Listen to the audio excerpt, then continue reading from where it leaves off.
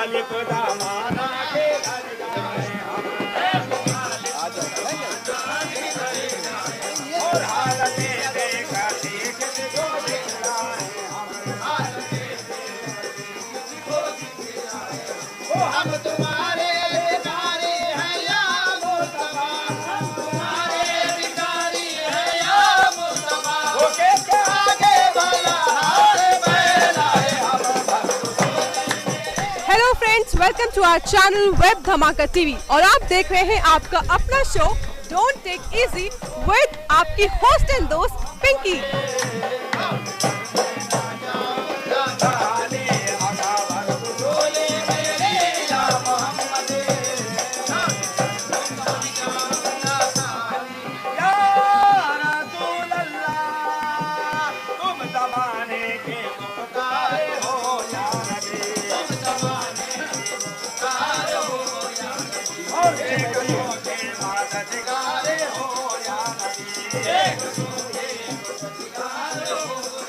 मजहब नहीं सिखाता आपस में बैर रखना, लेकिन दोस्तों हम इंसानों ने ही मजहब के नाम पे आपस में इतनी बड़ी दीवार खड़ी कर रखी है कि हम खुद नहीं जानते।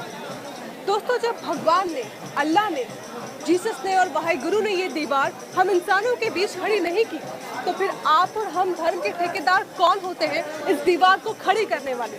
आज हम बात करेंगे ऐसे ही कुछ मुद्दों पर, फिर चाहे वो मुद्दा 3 बार तलाक देने का हो, या फिर हवाले के सरिये का हो, या फिर शनि देव के मंदिर में औरतों के जाने को लेकर हो, या फिर हवेली में औरतों की एंट्री को लेकर हो।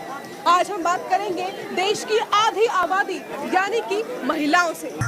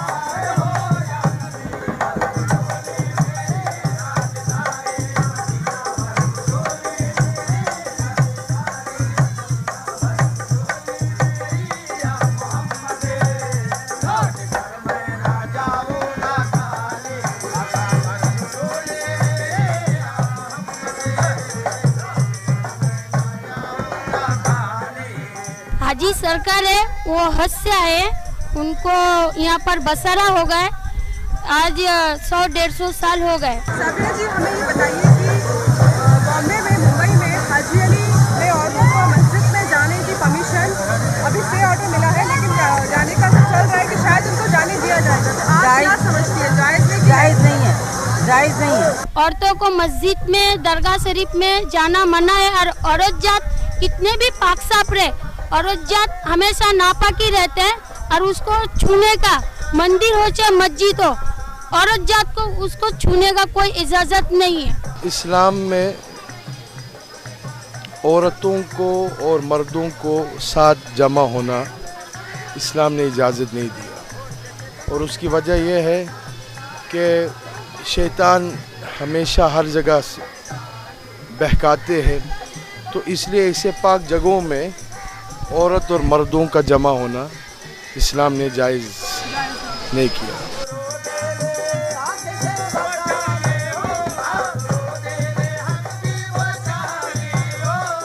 तो आपको लगता है कि औरतों को मस्जिद मस्जिद जाना आप चाहिए? किस बेसिस पे बोल रही हैं? कुरान के हिसाब से कुरान के हिसाब से। या फिर ये आप अपना पूरा नहीं, कुरान के हिसाब से, कुरान शरीफ के हिसाब से।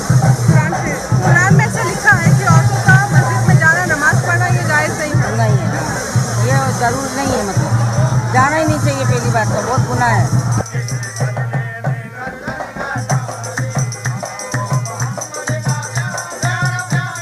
के हिसाब से गलत है। आप दीन में, इस्लाम में हैं, आप मानती हैं जी मानती हूँ।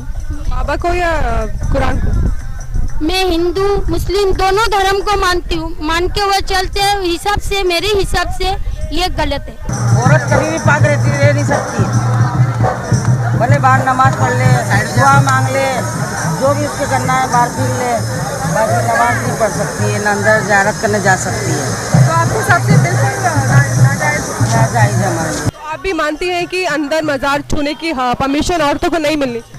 हाँ, नहीं मिलना चाहिए, नहीं जाना चाहिए। इधर सब ऐसा ही बोलते, सब धंधे वाले ऐसा ही बोलते। ऐसा दूर से दर्शन होना चाहिए। हाँ, वही अच्छा है। आप गई हैं अंदर? मैं अभी तक दरगाह पे गई, मगर दरगाह मज़ार कभी नहीं छुए।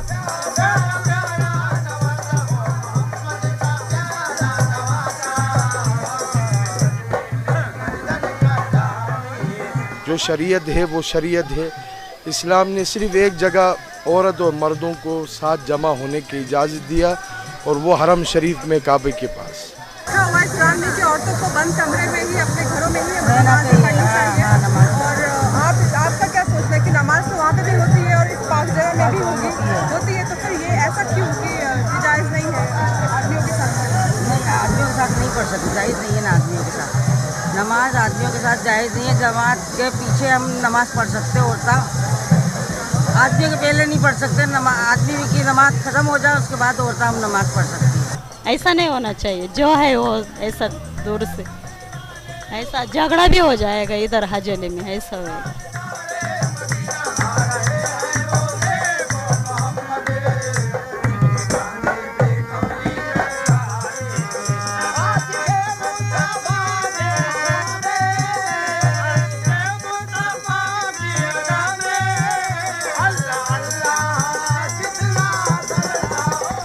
पे जो मस्जिदों में आती हैं औरतें, उन लोग बहुत खुश हैं, तो आपको नहीं लगता कि मतलब वो भी तो इस्लाम फॉलो कर रहे हैं, तो वो किस किस इस्लाम को फॉलो कर रहे हैं? वो इस्लाम फॉलो कर रहे हैं, मगर हम दोनों को बचाना चाहते हैं।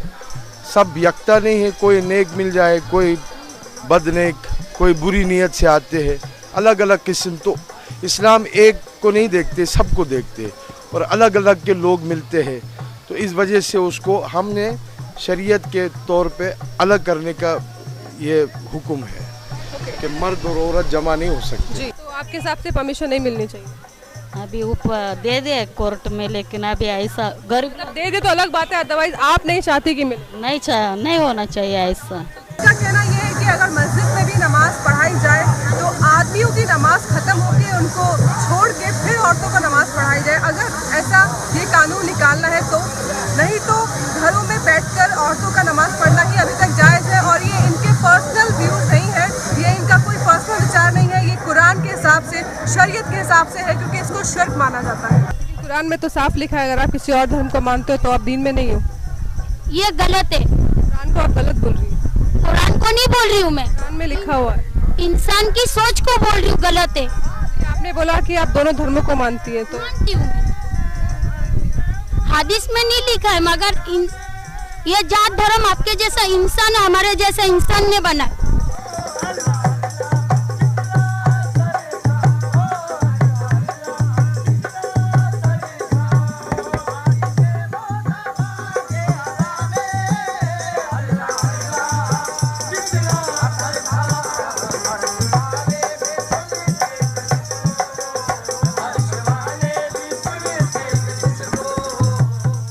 लोगों का ये मानना है कि अगर आदमी ने 3 बार तलाक तलाक तलाक बोल दिया तो तलाक हो गया, तो आप क्या सोचती हैं, सिर्फ 3 बार तलाक बोल देने से तलाक हो जाता है या इसके पीछे कोई प्रोसेस है और वो किस तरीके से होता है? जैसे निकाह होता है, निकाह हमारे उसमें निकाह हमें बेसिकली निकाह कराना पड़ता है काजी को बुलाकर। और जो तलाक होता है वो तलाक 3 मरतबा, भले शौहर गुस्से में दे या खुशी से दे, और अगर 3 बार आपने उसकी नज़रों से नज़रें मिलाकर उसके चेहरे पर आपने तलाक तलाक तलाक 3 बार कह दिया तो तलाक हो जाता है। हाँ, मतलब उसके सामने होना ज़रूरी है, उसकी नज़रों में। हाँ, मतलब लोग कहते हैं कि फ़ोन पे 3 बार तलाक बोल दिया तो हो गया। नहीं, फ़ोन पर बोल दिया है तो तलाक फ़ोन पर बोलने से नहीं होता है, उस औरत का सामने होना ज़्यादा। कि शरीक हयात को आपके साथ होना ज़रूरी है और उसमें भी एक टाइम पीरियड होता है।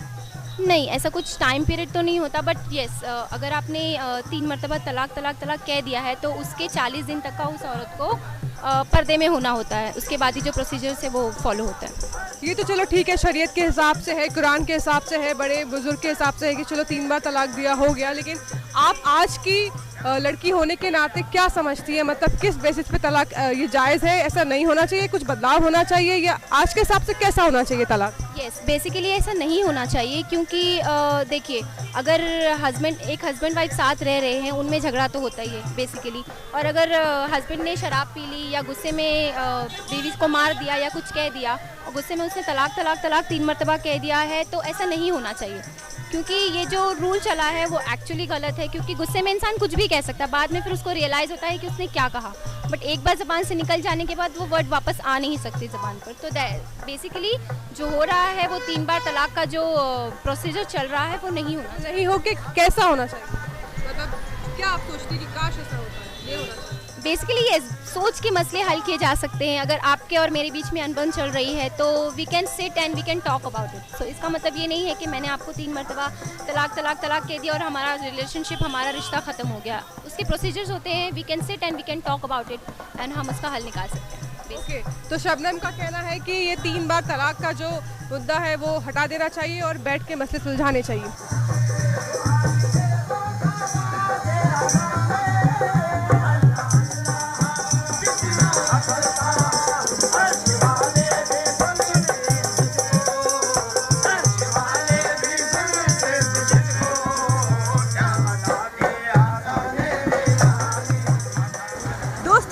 हमारा ये वीडियो पसंद आया हो तो like the video, share the video, subscribe the channel web Dhamaka TV. दोस्तों, वैसे तो हमारे देश ने हर क्षेत्र में बहुत तरक्की की है और तरक्की के मामले में हमारा देश विश्व में दूसरे स्थान पर है। लेकिन आज मुझे एहसास हुआ कि अभी भी वो एक जगह बाकी है जहां हमारा देश तरक्की नहीं कर पाया है। और ये मुझे पता चला जब मैं रूबरू हुई मुस्लिम औरतों से उनके विचार जानने के लिए। हमने जब भी उनसे बात करनी चाहिए तो उनके हस्बैंड द्वारा उन्हें रोक दिया गया, कभी बात करके तो कभी इशारों से। दोस्तों, मैं भी एक लड़की हूँ और मैं अपनी राय, अपने विचार देने का पूरा हक रखती हूँ। इस देश की हर एक औरत, हर एक लड़की को ये हक है कि वो अपनी राय, अपने विचार पूरी तरीके से दे सके, जिस तरीके से मैं बड़ी ही बेबाकी से अपने विचार और अपनी राय देती हूँ। खैर, हम उम्मीद करते हैं कि हमारा देश इस क्षेत्र में भी बहुत जल्दी तरक्की करे और मुस्लिम औरतें हमसे रूबरू हो ना हो, हम आपसे रूबरू होते रहेंगे अगले कुछ और नए मुद्दों के साथ। तब तक आप देखते रहिए वेब धमाका टीवी।